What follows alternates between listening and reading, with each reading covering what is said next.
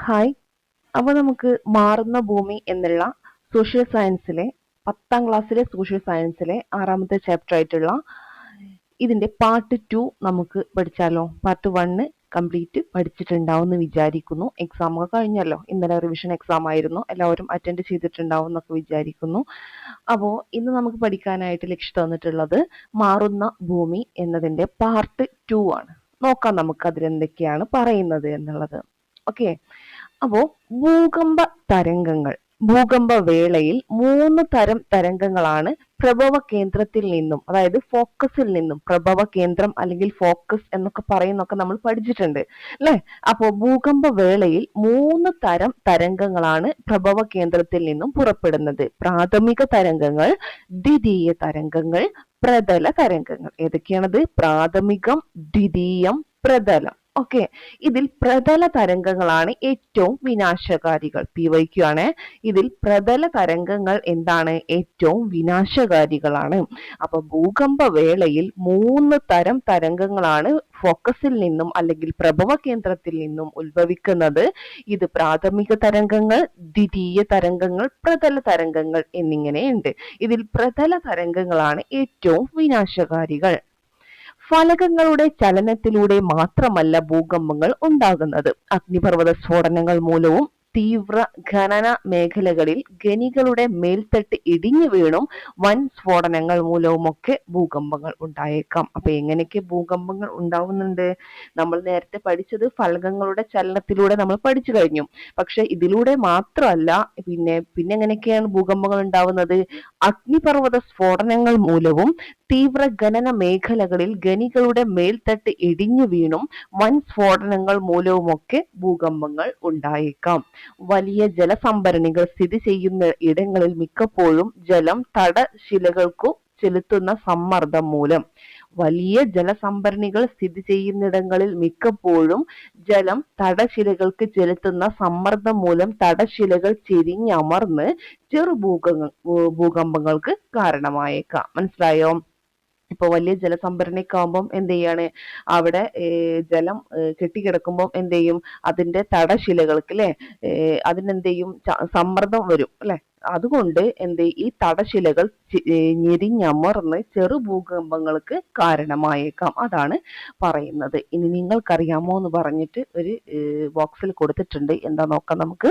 ഭൂകമ്പങ്ങളുടെ തീവ്രത അഥവാ magnitude അളക്കാനായി 1935 Charles F Richter വികസിപ്പിച്ചെടുത്ത മാനകമാണ് റിക്ടർ സ്കെയിൽ.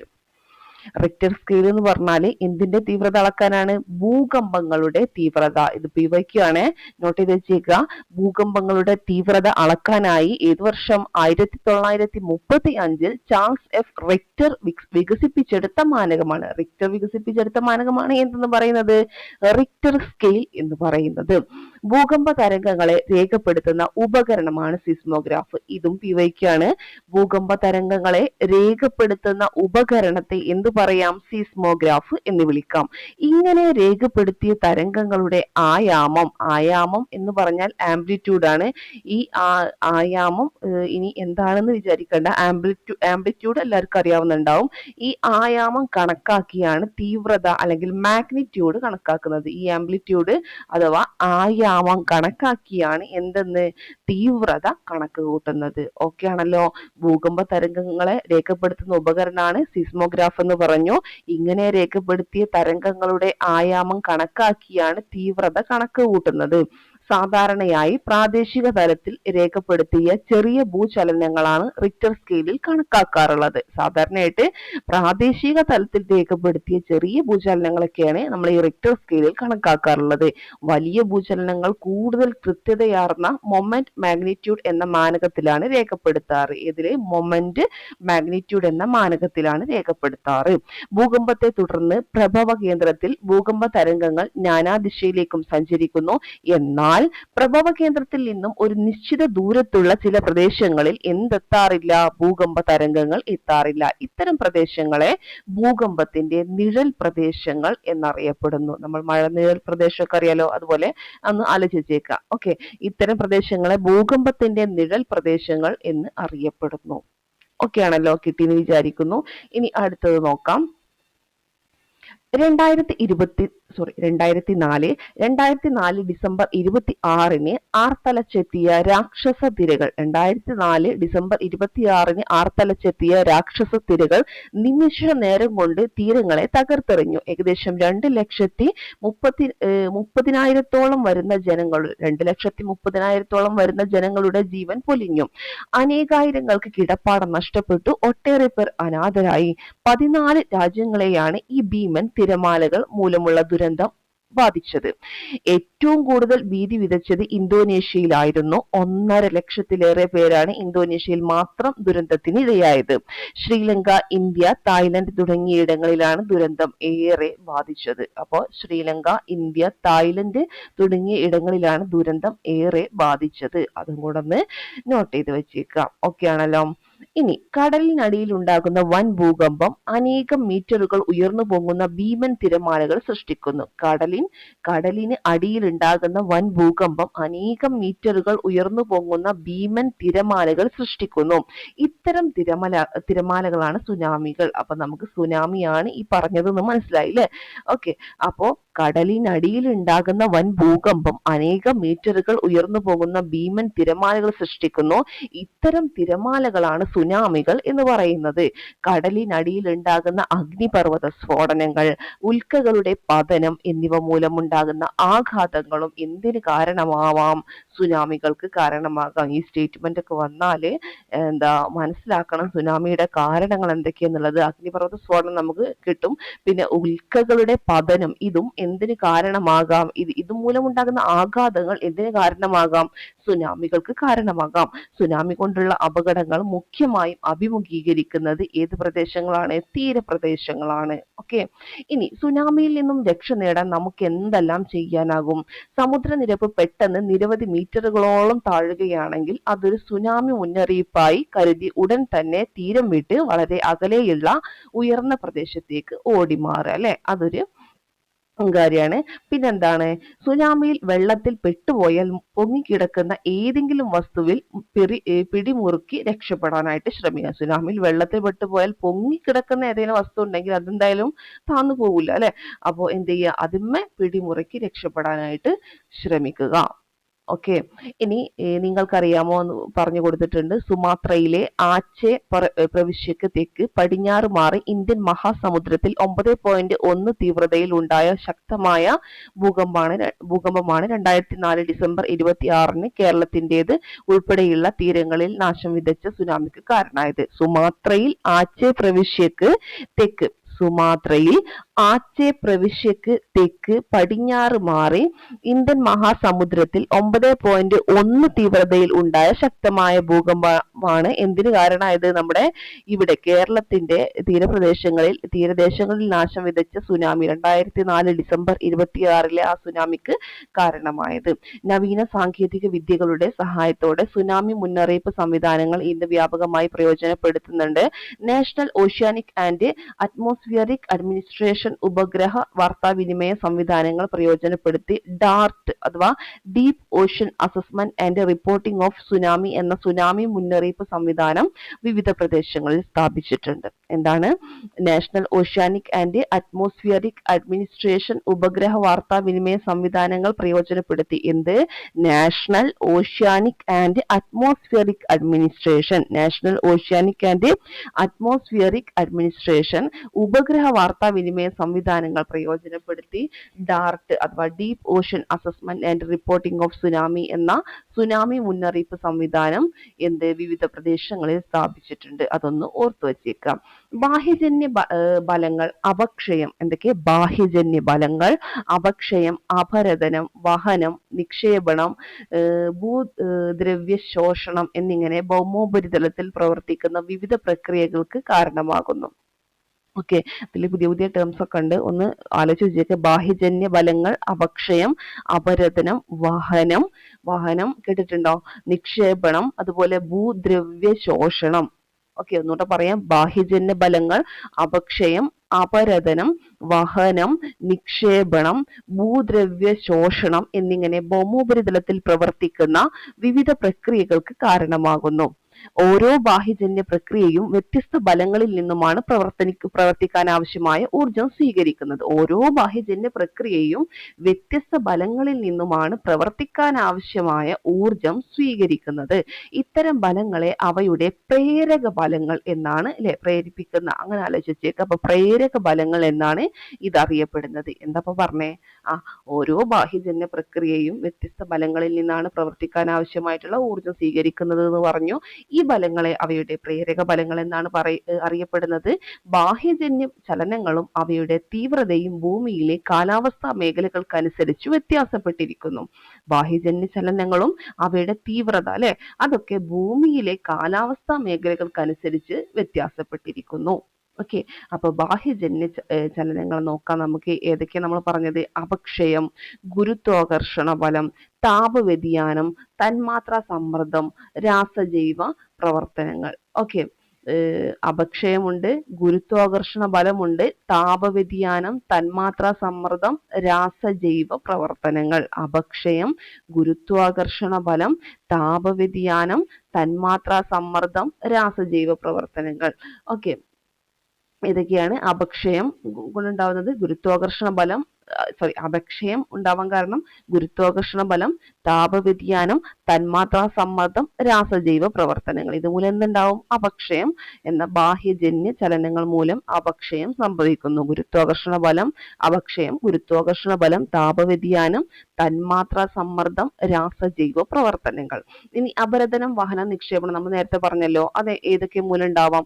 ഒഴുകുന്ന ജലം, ഹിമാനികൾ, കാറ്റ്, തിരമാല ഇവയുടെ ഗതികോർജം, ഭൂഗർഭജലത്തിന്റെ പ്രവർത്തനം. എന്തൊക്കെയാണ്? ഒഴുകുന്ന ജലം, ഹിമാനികൾ, കാറ്റ്, തിരമാല ഇവയുടെ ഗതികോർജം, ഭൂഗർഭജലത്തിന്റെ പ്രവർത്തനം. ഇനി ഭൂദ്രവ്യ ശോഷണം ഏതുമൂലം? ഗുരുത്വാകർഷണ ബലം മൂലം. ഓക്കെ, അപ്പൊ നമ്മൾ ബാഹ്യജന്യ ചലനങ്ങൾ ഒന്നുകൂടെ പറയാം. ബാഹ്യജന്യ ചലനങ്ങൾ അപക്ഷയം, അപരദനം, വഹനം, നിക്ഷേപണം, ഭൂദ്രവ്യ ശോഷണം എന്നിങ്ങനെ ഭൗമോപരിതലത്തിൽ പ്രവർത്തിക്കുന്ന വിവിധ പ്രക്രിയകൾക്ക് കാരണമാകുന്നു. ഓക്കെ, അപ്പൊ നമ്മൾ ഇവിടെ പറഞ്ഞത് എന്താ? ഈ ബാഹ്യജന്യ ചലനങ്ങൾ ഇപ്പൊ പറഞ്ഞ അപക്ഷയത്തിന് കാരണം എന്തൊക്കെയാണ്? ഗുരുത്വാകർഷണ ബലം, താപവ്യതിയാനം, തന്മാത്രാ സമ്മർദ്ദം, രാസജൈവ പ്രവർത്തനങ്ങൾ. കിട്ടിയോ? കിട്ടിയെന്ന് വിചാരിക്കുന്നു. പിന്നെ അപരദനം, വഹനം, നിക്ഷേപണം. അപരദനം, വഹനം, നിക്ഷേപണം അതായത് ഒഴുകുന്ന ജലം, ഹിമാനികൾ, കാറ്റ്. ഒഴുകുന്ന ജലം, ഹിമാനികൾ, കാറ്റ്, തിരമാല ഇവയുടെ ഗതികോർജം, ഭൂഗർഭജലത്തിന്റെ പ്രവർത്തനം ഇതുമൂലം ഇതുണ്ടാവുന്നു. പിന്നെ ഭൂദ്രവ്യ ശോഷണം ഗുരുത്വാകർഷണ ബലം മൂലം. ഓക്കെ, കിട്ടിയെന്ന് വിചാരിക്കുന്നു. പിന്നെ അടുത്തത് അപക്ഷയം നമുക്ക് ഡീറ്റെയിൽ ആയിട്ട് നോക്കാം. ചില ബാഹ്യജന്യ പ്രക്രിയയുടെ ഫലമായി ശിലകൾ ഭൗതികമായി പൊട്ടിപ്പൊടിയുകയോ രാസപരമായി വിഘടിക്കുകയോ ചെയ്യുന്നു. ചില ബാഹ്യജന്യ പ്രക്രിയയുടെ ഫലമായിട്ട് ശിലകൾ എന്തെയും ശിലകൾ ഭൗതികമായി പൊട്ടിപ്പൊടിയുകയോ രാസപരമായി വിഘടിക്കുകയോ ചെയ്യുന്നു. ഇത്തരത്തിൽ ശിലകൾക്ക് രാസപരമായും ഭൗതികമായും മാറ്റങ്ങൾ ഉണ്ടാക്കുന്ന പ്രക്രിയകളെ നമുക്ക് എന്ത് പറയാം? അപക്ഷയം എന്ന് വിളിക്കാം. ഓക്കെ, അപ്പൊ അപക്ഷയം 3 വിധത്തിലുണ്ട്. ഭൗതിക അപക്ഷയമുണ്ട്, രാസിക അപക്ഷയമുണ്ട്, ജൈവിക അപക്ഷയമുണ്ട്. അതിൽ ഭൗതിക അപക്ഷയം എന്ന് പറഞ്ഞാൽ ശ്രദ്ധിച്ച് കേൾക്കാം. താപവ്യതിയാനം മൂലം ശിലാധാതുക്കൾ സങ്കോചിക്കുകയും വികസിക്കുകയും ചെയ്യും. താപവ്യതിയാനം ഉണ്ടാവുമല്ലോ, അതുമൂലം എന്ത് ചെയ്യും? ശിലാധാതുക്കൾ സങ്കോചിക്കും അല്ലെങ്കിൽ വികസിക്കും. കാലക്രമേണ ഇത് ശിലകൾ പൊടിയുന്നതിന് കാരണമാകും. കൂടാതെ ശിലകളിലെ വിള്ളലുകൾക്കുള്ളിൽ ജലം തണുത്തുറയുന്നത് കൊണ്ട് വിള്ളലുകൾ വികസിക്കും. ക്രമേണ ഇത് ശിലകൾ പിളരുന്നതിന് കാരണമാവുകയും ചെയ്യുന്നു. ഈ വിള്ളലുകളിൽ എന്ത് ചെയ്യും? ജലം തണുത്തുറയുന്നത് കൊണ്ട് വിള്ളലുകൾ വികസിക്കും. അത് പിന്നെ ശിലകൾ പിളരുന്നതിന് കാരണമാവുകയും ചെയ്യുന്നു. കിട്ടിയെന്ന് വിചാരിക്കുന്നു. ഇനി രാസിക അപക്ഷയം. രാസിക അപക്ഷയം എന്ന് പറയുമ്പോൾ ഓക്സിജൻ, കാർബൺ ഡയോക്സൈഡ്, ജലം തുടങ്ങിയവ ശിലകളിലെ ധാതുക്കളുമായി രാസപ്രവർത്തനത്തിൽ ഏർപ്പെടുകയും ശിലകൾ രാസപരമായി വിഘടിക്കുന്നതിന് കാരണമാവുകയും ചെയ്യുന്നു. അപ്പൊ അങ്ങനെയും എന്ത് ചെയ്യാം? ശിലകൾ വിഘടിക്കുന്നതിന് കാരണമാകാം. എങ്ങനെ? ഓക്സിജൻ, കാർബൺ ഡയോക്സൈഡ്, ജലം തുടങ്ങിയവ ശിലകളിലെ ധാതുക്കളുമായി രാസപ്രവർത്തനത്തിൽ ഏർപ്പെടുകയും ശിലകൾ രാസപരമായി വിഘടിക്കുന്നതിന് കാരണമാവുകയും ചെയ്യുന്നത് മൂലം. ഓക്കെ, ഇനി ജൈവിക അപക്ഷയം എന്ന് പറയുമ്പോൾ സസ്യങ്ങളുടെ വേരുകൾ ശിലകളിലെ വിടവുകളിലേക്ക് ആഴ്ന്നിറങ്ങുന്നതും ചെറുജീവികൾ മാളങ്ങൾ ഉണ്ടാക്കുന്നതും സസ്യജന്തു അവശിഷ്ടങ്ങളുടെ ജീർണനവും ഒക്കെ ശിലകളുടെ ശിഥിലീകരണത്തിന് കാരണമാകാറുണ്ട്. ഓക്കെ, കിട്ടിയിട്ടുണ്ടാവുമെന്ന് വിചാരിക്കുന്നു. ഇനി അടുത്ത അടുത്തത്, ഏതെല്ലാം വിധത്തിലാണ് അപക്ഷയ പ്രവർത്തനങ്ങൾ മനുഷ്യന് പ്രയോജനകരമായി മാറുന്നത്? ഈ അപക്ഷയം മണ്ണിന്റെ രൂപീകരണത്തിന് കാരണമാകും. അതെന്താണ്? അതൊരു പ്രയോജനകരമായിട്ടുള്ള കാര്യമാണ്. അടുത്തത്, ശിലകളിലെ ധാതുക്കൾ എന്ത് ചെയ്യും? വേർതിരിക്കപ്പെടുന്നു. ധാതു സമ്പുഷ്ടീകരണത്തിന് കാരണമാകും. ഖനന പ്രവർത്തനങ്ങളെ സഹായിക്കുന്നു. ആ 4 പോയിന്റ് ഒന്ന് പഠിച്ചേ. ഒന്ന്, അപക്ഷയം മണ്ണിന്റെ രൂപീകരണത്തിന് കാരണമാകുന്നു. 2, ശിലകളിലെ ധാതുക്കൾ വേർതിരിക്കപ്പെടുന്നു. ധാതു സമ്പുഷ്ടീകരണത്തിന് കാരണമാകുന്നു. ഖനന പ്രവർത്തനങ്ങളെ സഹായിക്കുന്നു. കിട്ടിയല്ലോ. ഇനി അപരദനം, വഹനം, നിക്ഷേപണം. നമ്മൾ നേരത്തെ പറഞ്ഞു അപരദനം, വഹനം, നിക്ഷേപണം ഏതൊക്കെ മൂലം നമ്മൾ പറഞ്ഞു? ബാഹ്യജന്യ ചലനങ്ങളിൽ അപക്ഷയം, അപരദനം, വഹനം, നിക്ഷേപണം, ഭൂദ്രവ്യ ശോഷണം, ഇതൊക്കെ ഈ ബാഹ്യജന്യ ചലനങ്ങൾ എന്തുണ്ടാക്കും? ഇത്തരം പ്രക്രിയകൾക്ക് കാരണമാവുമെന്ന് പറഞ്ഞു. അതിൽ അപക്ഷയം നമ്മൾ എന്തുകൊണ്ടൊക്കെ ഉണ്ടാവും എന്നുള്ളത് നമ്മൾ പറഞ്ഞു. പിന്നെ നമ്മൾ പറഞ്ഞത് എന്താണ്? അപരദനം, വഹനം, നിക്ഷേപണം. അതിൽ ഒഴുകുന്ന ജലം, ഹിമാനികൾ, കാറ്റ്, തിരമാല ഇവയുടെ ഗതികോർജം, ഭൂഗർഭ ജലത്തിന്റെ പ്രവർത്തനം മൂലം ഇതുണ്ടാവും എന്ന് പറഞ്ഞു. അപ്പൊ നമുക്ക് ഇനി നോക്കാനുള്ളത് എന്താണ്? നമ്മുടെ അപരദനം, വഹനം, നിക്ഷേപണം അതിനെക്കുറിച്ചാണ്. അതായത് വിവിധ അപക്ഷയ പ്രക്രിയകൾ മൂലമോ മറ്റു പ്രവർത്തനങ്ങളാലോ രൂപം കൊണ്ട് ശിലാ അവശിഷ്ടങ്ങളെ ഒഴുകുന്ന ജലം, ഹിമാനികൾ, കാറ്റ്, തിരമാല എന്നീ ശക്തികൾ ഒരിടത്തു നിന്നും ശേഖരിച്ച് അവിടെ നിന്നും നീക്കം ചെയ്ത് മറ്റൊരിടത്ത് നിക്ഷേപിക്കുന്നു എന്നും, അതിന്റെ ഫലമായി ഭൗമോപരിതലത്തിൽ ധാരാളം അപരദന ഭൂരൂപങ്ങളും നിക്ഷേപണ ഭൂരൂപങ്ങളും രൂപപ്പെടുന്നു. കിട്ടിയോ? പറഞ്ഞുതരാം. വിവിധ അപക്ഷയ പ്രക്രിയ നമ്മൾ പറഞ്ഞു. അതുമൂലം മറ്റു പ്രവർത്തനങ്ങളാലോ രൂപം കൊണ്ട് ശിലാ അവശിഷ്ടങ്ങളെ ഈ ശിലാ അവശിഷ്ടങ്ങൾ ഉണ്ടാവുമല്ലോ, അതിനെ ഒഴുകുന്ന ജലം, ഹിമാനികൾ, കാറ്റ്, തിരമാല ഇതൊക്കെ നമ്മൾ നേരത്തെ പഠിച്ചു. ഈ ശക്തികൾ ഒരിടത്ത് നിന്നും ശേഖരിക്കും. എന്നിട്ട് എന്ത് ചെയ്യും? അവ അവിടെ നിന്ന് നീക്കം ചെയ്തിട്ട് മറ്റൊരു സ്ഥലത്ത് നിക്ഷേപിക്കും. അതിന്റെ ഫലമായിട്ട് ഭൗമോപരിതലത്തിൽ ധാരാളം അപരദന ഭൂരൂപങ്ങൾ, അതുപോലെ നിക്ഷേപണ ഭൂരൂപങ്ങളൊക്കെ രൂപപ്പെടുന്നു. അത്രയും ഉള്ളൂ ഇതിൽ പഠിക്കാനായിട്ട്. അത് അപരദനം, വഹനം, നിക്ഷേപണം. ഓക്കെ ആണല്ലോ? എന്താണ് അപരദനം മനസ്സിലായി, വഹനം, നിക്ഷേപണം ഓക്കെ എന്ന് വിചാരിക്കുന്നു. ഇനി ഭൂദ്രവ്യ ശോഷണം അഥവാ മാസ് വേസ്റ്റിംഗ് എന്ന് പറഞ്ഞാല് അപക്ഷയം, അപരദനം എന്നിവ കൂടാതെ, ഈ അപക്ഷയും അപരദനവും കൂടാതെ ബാഹ്യജന്യ ബലങ്ങളുടെ ഫലമായി ഭൗമോപരിതലത്തിൽ ഉണ്ടാകുന്ന ബാഹ്യജന്യ ചലനങ്ങളാണ് ഭൂദ്രവ്യ ശോഷണം. ഈ അപക്ഷയം, അപരദനം എന്നിവ കൂടാതെ ബാഹ്യജന്യ ബലങ്ങളുടെ ഫലമായിട്ട് ഭൗമോപരിതലത്തിൽ ഉണ്ടാകുന്ന ബാഹ്യജന്യ ചലനങ്ങളാണ് എന്തെന്ന് പറയുന്നത്? ഭൂദ്രവ്യ ശോഷണം. ഗുരുത്വാകർഷണ ബലത്തിന്റെ നേരിട്ടുള്ള സ്വാധീനം മൂലം ശിലാകഷ്ണങ്ങൾ അല്ലെങ്കിൽ ഭൗമവസ്തുക്കൾ ചെരിവുള്ള ഭൂപ്രതലത്തിലൂടെ താഴേക്ക് പതിക്കുന്ന പ്രക്രിയയാണ് ഭൂദ്രവ്യ ശോഷണം എന്ന് പറയുന്നത്. നമ്മൾ നേരത്തെ പറഞ്ഞു. അപ്പൊ അതിന്റെ ഡീറ്റെയിൽസ് ആണ് പറയുന്നത് കേട്ടോ. അതായത് ഗുരുത്വാകർഷണ ബലത്തിന്റെ നേരിട്ടുള്ള സ്വാധീനം മൂലം ശിലാകഷ്ണങ്ങൾ അല്ലെങ്കിൽ ഭൗമവസ്തുക്കൾ ചെരിവുള്ള ഭൂപ്രതലത്തിലൂടെ എവിടേക്ക്? ഗുരുത്വാകർഷണ ബലത്തിന്റെ ഫലമായിട്ട് താഴേക്ക് പതിക്കുന്ന പ്രക്രിയയാണ് ഭൂദ്രവ്യ ശോഷണം എന്ന് പറയുന്നത്. കിട്ടിയോ? ഇനി ഇവ വളരെ സാവധാനത്തിൽ ഉള്ളവയുമുണ്ട്, ദ്രുതഗതിയിൽ ഉള്ളവയുമുണ്ട്. ഇനി നേരിയ പാളി മാത്രം താഴേക്ക് പതിക്കുന്ന ഭൂദ്രവ്യ ശോഷണം മുതൽ വലിയൊരളവിൽ ഭൗമവസ്തുക്കൾ താഴേക്ക് പതിക്കുന്ന ഭൂദ്രവ്യ ശോഷണം വരെ ഉണ്ടാകാറുണ്ട് എന്നർത്ഥം. മനസ്സിലായോ? ഇനി 2024 ജൂലൈ 30 നമ്മൾ നേരത്തെ പഠിച്ചതാണ്. ജൂലൈ 30 എന്താ സംഭവിച്ചത്? വയനാട് ജില്ലയിൽ സമാനതകളില്ലാത്ത പ്രകൃതി ദുരന്തമായി മാറിയ ഉരുൾപൊട്ടലും ഇത്തരത്തിലൊരു ഭൂദ്രവ്യ ശോഷണമാണ് എന്ന്. അപ്പം ഭൂദ്രവ്യ ശോഷണത്തിന് ഒരു ഉദാഹരണമാണ് വയനാട് ജില്ലയിൽ 2024 ജൂലൈ 30 നടന്നത്. കേരളത്തിലെ ഉരുൾപൊട്ടലുകൾ എന്ന് പറഞ്ഞു കൊടുത്തിട്ടുണ്ട്. കേരളം അതിന്റെ ഭൂമിശാസ്ത്രപരമായ പ്രത്യേകതകൾ കൊണ്ട് ബഹുമുഖ പ്രകൃതി ദുരന്തങ്ങൾ ഉണ്ടാകാൻ സാധ്യതയുള്ള പ്രദേശമാണ്. സംസ്ഥാനത്തിന്റെ പടിഞ്ഞാറൻ തീരമേഖലകളിലെ കടലാക്രമണവും കിഴക്ക് പശ്ചിമഘട്ട മേഖലകളിലെ ഉരുൾപൊട്ടലും സാധാരണ ഉണ്ടാകാറുള്ള പ്രകൃതിക്ഷോഭങ്ങളാണ്. സംസ്ഥാനത്തിന്റെ പടിഞ്ഞാറൻ തീരമേഖലകളിലെ കടലാക്രമണം, കിഴക്ക് പശ്ചിമഘട്ട മേഖലകളിലെ ഉരുൾപൊട്ടൽ ഇതൊക്കെ സാധാരണ ഉണ്ടാകാറുള്ള പ്രകൃതിക്ഷോഭങ്ങളാണ്. ജനസാന്ദ്രതയിലെ വർധനവും അശാസ്ത്രീയമായ നിർമ്മാണങ്ങളും പ്രകൃതി വിഭവങ്ങളുടെ അമിത ചൂഷണവും പിന്നെ പ്രകൃതിക്ഷോഭങ്ങളെ വൻ ദുരന്തങ്ങളായി മാറ്റുന്നു. കാലാവസ്ഥാ വ്യതിയാനം മൂലം താളം തെറ്റിയെത്തുന്ന അതിതീവ്ര മഴയും ദുരന്തങ്ങൾക്ക് വ്യാപകമായ പ്രേരക ഘടകമാകുന്നുണ്ട് അല്ലെ. മൊത്തം കാലാവസ്ഥ എന്ത് ചെയ്തിട്ടുണ്ട് നമ്മുടെ കേരളത്തിൽ ഇപ്പൊ മാറിക്കൊണ്ടിരിക്കുകയാണ് അല്ലെ. അപ്പൊ കേരളത്തിലെ മഴക്കാലം സമീപ വർഷങ്ങളിൽ ഭീതിയുടെയും ദുരന്തങ്ങളുടെയും കാലമായി മാറിയിരിക്കുകയാണ്.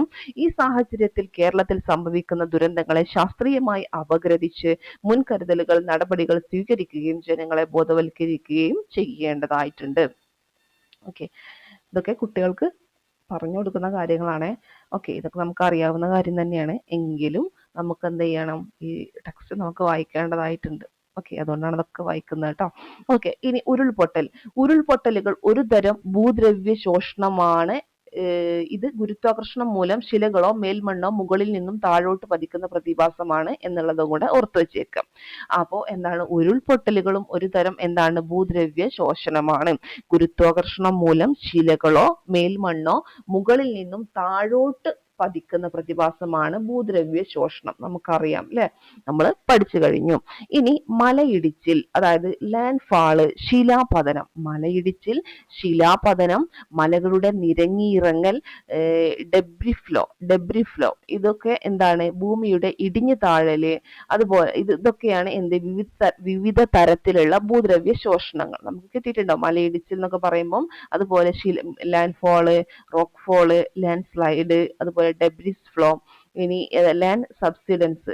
ഓക്കെ, ഇതൊക്കെ എന്താണ്, ഇതൊക്കെ വിവിധ തരത്തിലുള്ള ഭൂദ്രവ്യ ശോഷണങ്ങൾക്ക് ഒരു അതിന് ഉള്ള ഒരു എന്താണ് ഉദാഹരണമാണെന്ന് പറയാം. ഇനി ഭൂമിയുടെ ഗുരുത്വാകർഷണം മൂലം ചെങ്കുത്തായ മലഞ്ചെരുവിൽ ഉള്ള പാറയും മണ്ണും ജലപ്രവാഹത്തോടൊപ്പം താഴേക്ക് പെട്ടെന്ന് പതിക്കുന്ന പ്രതിഭാസമാണ് ഈ ഡെബ്രി ഫ്ലോ എന്ന് പറയുന്നത്. അപ്പോൾ ഭൂമിയുടെ ഗുരുത്വാകർഷണം മൂലം ചെങ്കുത്തായ മലഞ്ചെരുവിൽ ഉള്ള പാറയും മണ്ണും ജലപ്രവാഹത്തോടൊപ്പം താഴേക്ക് പെട്ടെന്ന് പതിക്കുന്ന പ്രതിഭാസത്തെ നമുക്ക് എന്ത് വിളിക്കാം, ഡെബ്രിസ് ഫ്ലോ. പുതിയ ടേം ആണ്, അതൊക്കെ ഒന്ന് നോട്ട് ചെയ്ത് വെച്ചേക്കുക.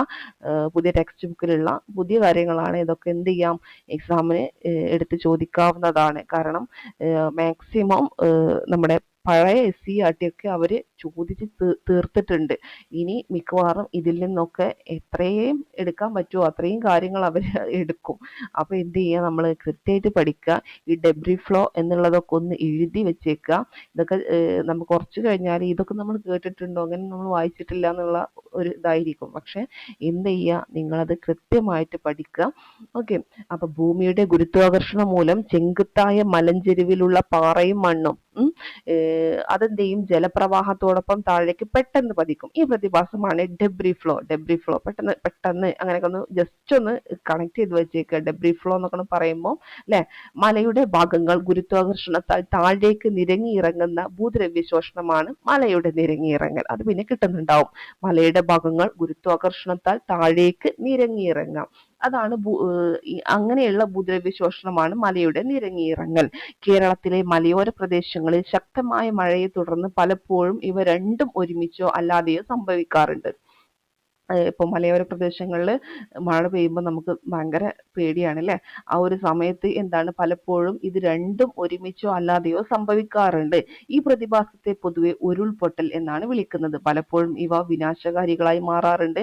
ഒരു പ്രദേശത്ത് ഉരുൾപൊട്ടൽ ഉണ്ടാകാനുള്ള സാധ്യതാ ഘടകങ്ങൾ ആ പ്രദേശത്തെ ഭൂമിയുടെ ചെരിവ്, മണ്ണിന്റെ ആഴം, ഘടന, ഭൂവിനിയോഗം. ഭൂമിയുടെ ചെരിവ് നോക്കും, അതുപോലെ മണ്ണിന്റെ ആഴം, ഘടന, ഭൂവിനിയോഗം, നീർച്ചാലുകളുടെ വിന്യാസം ഇവയൊക്കെ ആശ്രയിച്ചിരിക്കും. അതിതീവ്ര മഴ, ലഘുമേഘ വിസ്ഫോടനം, ഭൂചലനം എന്നിവയാണ് ഉരുൾപൊട്ടലിന്റെ ചാലക ശക്തികൾ. എന്തൊക്കെയാണ്, അതിതീവ്ര മഴ, അതുപോലെ ലഘുമേഘ വിസ്ഫോടനം, ഭൂചലനം, ഇതൊക്കെയാണ് ഈ ഉരുൾപൊട്ടലിന്റെ ചാലക ശക്തികൾ എന്ന് പറയാം. കൂടാതെ മൺസൂൺ സീസണിൽ ഉൾപ്പെടെ നടക്കുന്ന അശാസ്ത്രീയമായ പാറ പൊട്ടിക്കല്, അശാസ്ത്രീയമായ നിർമ്മാണ പ്രവർത്തനങ്ങൾ എന്നിവയും പ്രേരക ഘടകങ്ങളായി പ്രവർത്തിക്കുന്നുണ്ട് അല്ലെ. മിക്കവാറും നമ്മൾ മനുഷ്യർ തന്നെയാണ് ഇതൊക്കെ ഉണ്ടാക്കി വെക്കുന്നത് എന്നർത്ഥം. ഇനി ഏകദേശം 22 ഡിഗ്രിക്ക് മുകളിൽ ചെരിവുള്ള മലമ്പ്രദേശങ്ങളിലാണ് ഉരുൾപൊട്ടൽ ഉണ്ടാവാൻ സാധ്യത കൂടുതൽ. ഏകദേശം 22 ഡിഗ്രി മുകളിൽ ചെരിവുള്ള മലമ്പ്രദേശങ്ങൾ മലമ്പ്രദേശങ്ങളിലാണ്. അതൊക്കെ ഒന്ന് നോട്ട് ചെയ്ത് പഠിച്ചേക്കുക. 22 ഡിഗ്രി മുകളിൽ ചെരിവുള്ള മലമ്പ്രദേശങ്ങൾ, ഏകദേശം 22 ഡിഗ്രി എന്നാണ് കാണുമ്പോൾ ഓക്കെ എന്ത് ചെയ്യാൻ നിൽക്കണ്ട, കർപ്പിക്കാൻ നിൽക്കണ്ട. 22 ഡിഗ്രിക്ക് മുകളിലാണ് കേട്ടോ. മുകളിൽ ചെരിവുള്ള മലമ്പ്രദേശങ്ങളിലാണ് ഉരുൾപൊട്ടലുകൾ ഉണ്ടാവാൻ സാധ്യത കൂടുതൽ. ഇന്ത്യയിൽ ഏറ്റവും കൂടുതൽ ഉരുൾപൊട്ടൽ സംഭവിക്കുന്നത് പശ്ചിമഘട്ട മേഖലകളിലും ഹിമാലയൻ പർവ്വത നിരകളിലുമാണ്. ഇന്ത്യയിൽ ഏറ്റവും കൂടുതൽ ഉരുൾപൊട്ടൽ സംഭവിക്കുന്നത് എവിടെയാണ്? പശ്ചിമഘട്ട മേഖലകളിലും ഹിമാലയൻ പർവ്വത നിരകളിലുമാണ്. ഓക്കെ, ഇനി കേരളത്തിന്റെ മലയോരങ്ങളിൽ ചെറുതും വലുതുമായ അനേകം ഉരുൾപൊട്ടലുകൾ കുഴലികൃത മണ്ണൊലിപ്പ്, അതുപോലെ മണ്ണിടിച്ചിൽ എന്നിവ വ്യാപകമായി സംഭവിക്കുന്നു എന്നാണ് കണക്കാക്കിയിട്ടുള്ളത്. അപ്പൊ എന്താണ് ഈ കുഴലീകൃത മണ്ണൊലിപ്പ് എന്ന് പറയുന്നത് നോക്കാം. അതായത് soil piping or tunnel erosion. ചെങ്കല്ല് നിറഞ്ഞ മലയോര പ്രദേശങ്ങളിൽ അടുത്തിടെ വ്യാപകമായി കാണപ്പെടുന്ന ഒരു പ്രതിഭാസമാണ് ഈ കുഴലീകൃത മണ്ണൊലിപ്പ്. ഒക്കെ പുതിയ ടേംസ് ആണ്. അതായത് ചെങ്കല്ല് നിറഞ്ഞ മലയോര പ്രദേശം എടുക്കാം, അവിടെ വ്യാപകമായിട്ട് കാണപ്പെടുന്ന ഒരു പ്രതിഭാസമാണ് ഈ പറയുന്ന കുഴലീകൃത മണ്ണൊലിപ്പ്. കളിമൺ പാളികൾ നിറഞ്ഞ ഇത്തരം ചെങ്കൽ പ്രദേശങ്ങളിൽ ജലത്തിന്റെ തള്ളിച്ച മൂലം സംസക്തി ബലം, അതായത് കൊഹിഷൻ ഫോഴ്സ്, ഈ കൊഹിഷൻ ഫോഴ്സിന് മലയാളാണ്, ഞാൻ ആദ്യമായിട്ട് കേൾക്കുകയാണ്. സംസക്തി ബലം, നിങ്ങളും ആദ്യമായിട്ട് കേൾക്കുന്നവരായിരിക്കും. സംസക്തി ബലം അതൊന്ന് നോട്ട് ചെയ്ത് വെച്ചേക്കുക. കൊഹിഷൻ ഫോഴ്സ് അല്ലെങ്കിൽ എന്ത് ചെയ്യുക, സംസക്തി ബലം കുറവുള്ള കളിമണ്ണ് ഒലിച്ചു പോകുന്ന പ്രതിഭാസമാണ് സോയിൽ പൈപ്പിംഗ്. ഒന്നുകൂടെ പറയാം, ചെങ്കല്ല് നിറഞ്ഞ മലയോര പ്രദേശങ്ങളിൽ അടുത്തിടെ വ്യാപകമായി കാണപ്പെടുന്ന ഒരു പ്രതിഭാസമാണ് കുഴലീകൃത മണ്ണൊലിപ്പ്. കളിമൺ പാളികൾ നിറഞ്ഞ ഇത്തരം ചെങ്കൽ പ്രദേശങ്ങളിൽ ജലത്തിന്റെ തള്ളിച്ച മൂലം സംസക്തി ബലം കുറവുള്ള കളിമണ്ണ് ഒലിച്ചു പോകുന്ന പ്രതിഭാസം, കൊഹിഷൻ ഫോഴ്സ് കുറവുള്ള കളിമണ്ണ് ഒലിച്ചു പോകുന്ന പ്രതിഭാസമാണ് സോയിൽ പൈപ്പിംഗ് അല്ലെങ്കിൽ ടണൽ ഇറോഷൻ അല്ലെങ്കിൽ കുഴലീകൃത മണ്ണൊലിപ്പ് എന്നൊക്കെ പറയുന്നത്. ചെങ്കല്ല് നിറഞ്ഞ മേൽപ്പാളിയിലെ സുഷിരങ്ങളിലൂടെ അതിവർഷമോ മറ്റോ മൂലം ജലം ഉള്ളിലേക്ക് കയറുകയും കളിമണ്ണ് നിറഞ്ഞ കീഴ്പാളിയിൽ, അതായത് സബ് സർഫേസിൽ നിന്നും ഏതാണ്ട് കുഴലാകൃതിയിൽ മണ്ണ്, അതായത് കളിമണ്ണും വളരെ നേർത്ത തരികളോട് കൂടിയ അവസാദവും ജലവും ചേർന്ന മിശ്രിതം ഒലിച്ചു പോവുകയും ചെയ്യുന്നു. ദുർബലമായ കീഴ്പാളികളിൽ ഉണ്ടാകുന്ന ജലകൃത അപരദനം, ഓക്കെ, ഈ ദുർബലമായ കീഴ്പാളികളിൽ ഉണ്ടാകുന്ന ജലകൃത അപരദനം അഥവാ സബ് സർഫേസ് ഹൈഡ്രോളിക് ഇറോഷൻ ആണ് കുഴലീകൃത മണ്ണൊലിപ്പിന് കാരണം. ഓക്കെ, നോട്ട് ചെയ്ത് വെച്ചേക്കാം. ദുർബലമായ കീഴ്പാളികളിൽ ഉണ്ടാകുന്ന ജലകൃത അപരദനമാണ് കുഴലീകൃത മണ്ണൊലിപ്പിന് കാരണം. അടുത്തിടെ ഇടുക്കി ജില്ലയിലും കണ്ണൂർ ജില്ലയിലും ഭൂമി ഇടിഞ്ഞു താഴ്ന്ന് കിണറിന്റെ ആകൃതിയിലുള്ള ഗർത്തങ്ങൾ രൂപപ്പെട്ടത് ഈ പ്രതിഭാസം മൂലമാണെന്ന് പഠനങ്ങൾ തെളിയിക്കുന്നു. ഇപ്പൊ നമുക്ക് ഏകദേശം ഐഡിയ കിട്ടിയിട്ടുണ്ടാവും എന്താണ് കുഴലീകൃത മണ്ണൊലിപ്പ് എന്നുള്ളത് അല്ലെ. ഓക്കെ, അപ്പൊ എവിടെയാണ്? ഇടുക്കി ജില്ലയിലും കണ്ണൂർ ജില്ലയിലും ട്ടോ. അതൊന്ന് ഓർത്തു വെച്ചേക്കാം.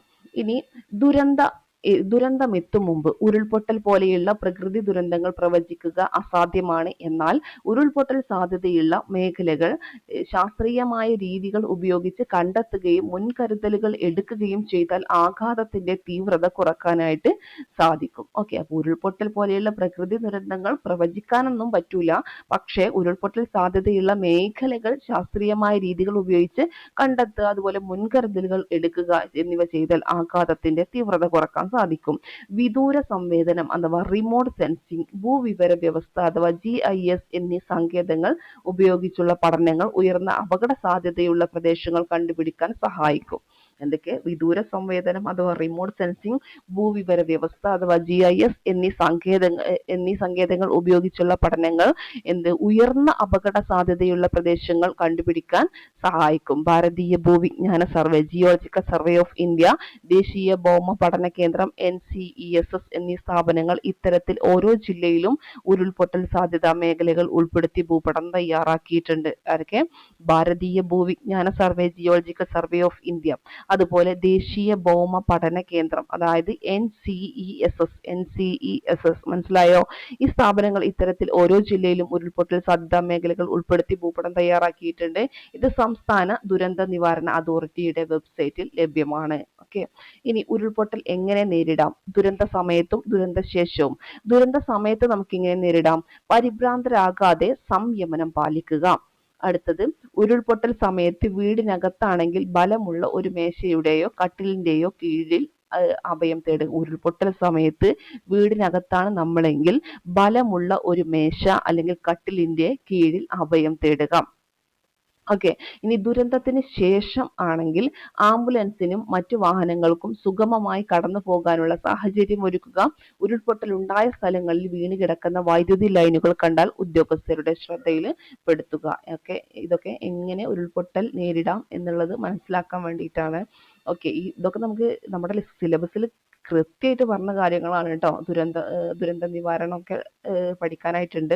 ഇനി കേരളത്തിന്റെ ദുരന്ത നിവാരണ പ്രവർത്തനങ്ങളിൽ അത്യാധുനിക സംവിധാനങ്ങളുടെ സേവനം ഉറപ്പാക്കി സംസ്ഥാനത്ത് നടപ്പിലാക്കിയ ദുരന്ത സാധ്യതാ മുന്നറിയിപ്പ് സംവിധാനമാണ് കവചം. വളരെ ഇമ്പോർട്ടന്റ് ആണ്. കേരളത്തിന്റെ ദുരന്ത നിവാരണ പ്രവർത്തനങ്ങളിൽ അത്യാധുനിക സംവിധാനങ്ങളുടെ സേവനം ഉറപ്പാക്കി സംസ്ഥാനത്ത് നടപ്പിലാക്കിയ ദുരന്ത സാധ്യതാ മുന്നറിയിപ്പ് സംവിധാനമാണ് ഈ കവചം. കണ്ടോ, അതിന്റെ എംബ്ലമൊക്കെ കണ്ട കവചം. ഓക്കെ, ഇനി കേരളത്തിലെ ദുരന്ത സാധ്യതയുള്ള മുഴുവൻ പ്രദേശങ്ങളെയും ഏകീകൃത മുന്നറിയിപ്പ് സംവിധാനത്തിന് കീഴിൽ കൊണ്ടുവരുന്ന പ്രവർത്തന രീതിയാണ് കവചം സംവിധാനത്തിലുള്ളത്.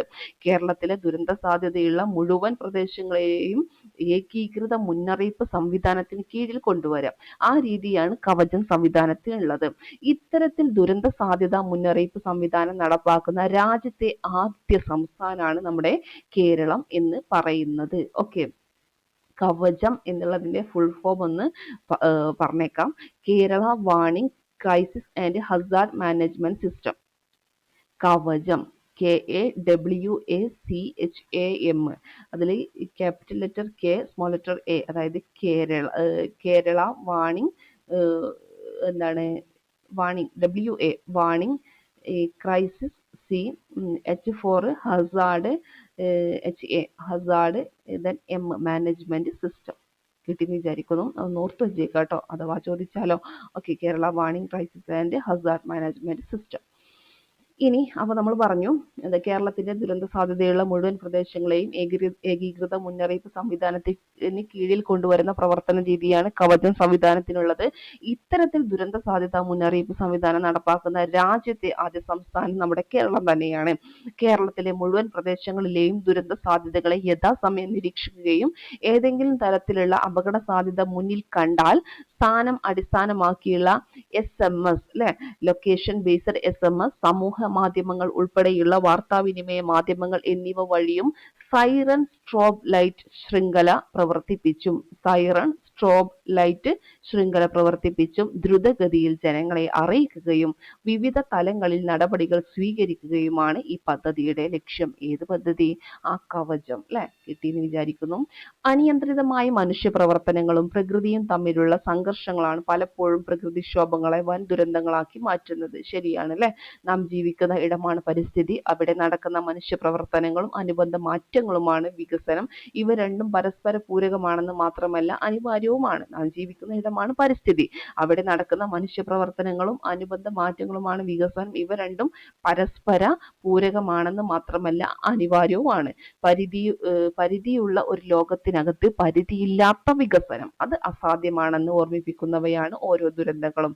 അതാണ് അവിടെ ഇമ്പോർട്ടന്റ് അല്ലേ? പരിധിയുള്ള ഒരു ലോകത്തിന് നമ്മൾ എന്താ ചെയ്യുന്നത്? വികസനം എന്ന് പറഞ്ഞിട്ട് പരിധിയില്ലാത്ത കാര്യങ്ങളാണ് ചെയ്തുകൊണ്ടിരിക്കുന്നത്. അപ്പൊ അത് അസാധ്യമാണെന്ന് ഓർമ്മിപ്പിക്കുന്നവയാണ് ഈ ദുരന്തങ്ങൾ. ഇവിടെയാണ് സുസ്ഥിര വികസനത്തിന്റെ പങ്കിന് ഏറെ പ്രാധാന്യം ഉണ്ടാക്കുന്നത്. പരിസ്ഥിതി തകർച്ചയ്ക്ക് ഇടയാകാത്ത വിധം ജനങ്ങളുടെയും പ്രകൃതിയുടെയും നിലനിൽപ്പിനായി ജനാധിപത്യപരമായി തീരുമാനങ്ങൾ എടുക്കുകയും നടപ്പാക്കുകയും ചെയ്യേണ്ടതുണ്ട്. ഓക്കെ, ഇനി പരിമിതമായ വിഭവത്തിനായി പരസ്പരം മത്സരിച്ച് ഏറ്റവും കൂടുതൽ സ്വന്തമാക്കുക എന്നതിന് പകരം പരിമിതമായ വിഭവത്തിനായി പരസ്പരം മത്സരിച്ചിട്ട് ഏറ്റവും കൂടുതൽ സ്വന്തമാക്കുക എന്നതിന് പകരം പരസ്പര സഹകരണത്തിലൂടെ വേണ്ടത്ര ലഭ്യമാക്കുക എന്നതാവണം വിഭവ വിനിയോഗ രീതി. വളരെ ഇമ്പോർട്ടന്റ്. ദെൻ ഭാവി തലമുറയുടെ അവശ്യ ജീവനോപാധികൾ നിറവേറ്റുന്നതിനുള്ള പാരിസ്ഥിതിക ശേഷിക്ക് പോറലേൽക്കാതെ ഭാവി തലമുറയുടെ അവശ്യ ജീവനോപാധികൾ നിറവേറ്റാനുള്ള പാരിസ്ഥിതിക ശേഷിക്ക് പോറലേൽക്കാതെ നിലവിലുള്ള ജനങ്ങളുടെ ജീവിതാവശ്യങ്ങൾ നിറവേറ്റാനാകണം. ഓക്കെ, ഇനി ദേശീയ സംസ്ഥാന ദുരന്ത നിവാരണ അതോറിറ്റികളുടെ വെബ്സൈറ്റുകളൊക്കെ കൊടുത്തിട്ടുണ്ട്. അതൊക്കെ ഒന്ന് നോക്കി വെക്കുക. ദേശീയ സംസ്ഥാന ദുരന്ത നിവാരണ അതോറിറ്റികളുടെ വെബ്സൈറ്റുകളാണ് കൊടുത്തിട്ടുള്ളത്. ഓക്കെ, നോക്കിയാലോ? ഓക്കെ, ഇനി എന്ത് ചെയ്യാം? ഇത്രയും കാര്യങ്ങൾ നിങ്ങൾ കൃത്യമായിട്ട് പഠിക്കുക. ഇനി ഒന്നുകൂടെ കേൾക്കണം എന്നുണ്ടെങ്കിൽ ഒന്നുകൂടെ കേൾക്കുക. കേട്ടതിന് ശേഷം ലക്ഷ്യ അവരുടെ ടെലഗ്രാം ചാനലിൽ ഇതിൻ്റെ എക്സാം നമുക്ക് നൽകുന്നുണ്ട്. അത് കൃത്യമായിട്ട് പോയി അറ്റൻഡ് ചെയ്യുക, പഠിക്കുക. അപ്പോൾ ഞാൻ ഈ ഒരു ഇത് നിങ്ങൾക്ക് കമ്പൈൻ സ്റ്റഡി എന്നുള്ള രൂപത്തിൽ, അതായത് എന്താ പറയുക, ഞാൻ പഠിക്കുന്ന സമയത്ത് നിങ്ങൾക്ക് കൂടെ ഉപകാരപ്പെട്ടോട്ടെ എന്നുള്ള രീതിയിലാണ് എൻ്റെ ഈ ക്ലാസ്സുകളെല്ലാം ഞാൻ നിങ്ങൾക്ക് നൽകുന്നത്. ഓക്കെ, അപ്പോൾ അത് നിങ്ങൾ ആ ഒരു രീതിയിൽ എടുക്കുക. നല്ല രീതിയിൽ എന്ത് ചെയ്യുക, എൻ്റെ കൂടെ തന്നെ നിങ്ങളും പഠിച്ചു പോവുക. നമുക്കെല്ലാവർക്കും എന്നെ വിശ്വസിച്ച് ഈ ക്ലാസ് കേൾക്കുന്ന എൻ്റെ എല്ലാ സുഹൃത്തുക്കൾക്കും എന്ത് ചെയ്യുക, നമുക്കെല്ലാവർക്കും ഒരുമിച്ച് അടുത്ത റാങ്ക് ലിസ്റ്റ് അല്ലെങ്കിൽ സർക്കാർ ഉദ്യോഗസ്ഥനാവാനുള്ള ഒരു ഭാഗ്യം നമുക്ക് കിട്ടട്ടെ എന്ന് പ്രാർത്ഥിച്ചുകൊണ്ട് നമുക്ക് എന്ത് ചെയ്യാം, നമുക്ക് ഇനിയുള്ള ഇത് നമുക്ക് ഒരുമിച്ച് അങ്ങോട്ട് പോവാം. ഓക്കെ, അപ്പോൾ കൃത്യമായിട്ട് കേൾക്കുക, ക്ലാസ്സുകൾ കൃത്യമായിട്ട് കേൾക്കാൻ കേട്ടോ. കൃത്യമായിട്ട് കേട്ടതിന് ശേഷം കേട്ടാൽ മാത്രം പോരാ, ഞാൻ എപ്പോഴും പറയുന്ന പോലെ എന്ത് ചെയ്യുക, റിവിഷൻ ഇമ്പോർട്ടൻ്റ് ആണ്. ഇപ്പോൾ ഇന്ന് പഠിച്ച കാര്യങ്ങൾ വീക്ക്ലി റിവിഷൻ മാത്രം പോരാ, ഇന്ന് പഠിച്ച കാര്യങ്ങൾ ഇന്ന് രാത്രി തന്നെ ഒന്ന് റിവൈസ് ചെയ്യണം. ഓക്കെ, ഞാൻ ഇത് ആരൊക്കെ കേൾക്കുന്നുണ്ടെന്ന് അറിയില്ല, പക്ഷെ കേൾക്കുന്നവർ ശ്രദ്ധിക്കാം. അല്ലാതെ വീക്ക്ലി റിവിഷൻ മാത്രം ചെയ്തുകൊണ്ട് ഒരു കാര്യമില്ല. ഇപ്പോൾ ഇന്ന് പഠിച്ച കാര്യങ്ങൾ രാത്രി ജസ്റ്റ് ഒന്നൊരു അരമണിക്കൂർ കൊണ്ട് ജസ്റ്റ് ഒന്ന് ഓടിച്ച് നോക്കുക. എന്നിട്ട് എന്നിട്ട് കിടക്കാൻ പോയാൽ മതി. ഓക്കെ, എന്നിട്ട് എന്ത് ചെയ്യുക, പിന്നെ ഓരോ ദിവസം തരുന്നത് കൃത്യമായിട്ട് ഫോളോ ചെയ്യുക. വീക്ക്ലി റിവിഷൻ കൂടെ നമ്മൾ അറ്റൻഡ് ചെയ്യുക. ഓക്കെ, റിവിഷൻ എക്സാം അറ്റൻഡ് ചെയ്യാം. അപ്പോൾ അങ്ങനെയൊക്കെ. അപ്പോൾ ശരി, താങ്ക് യു.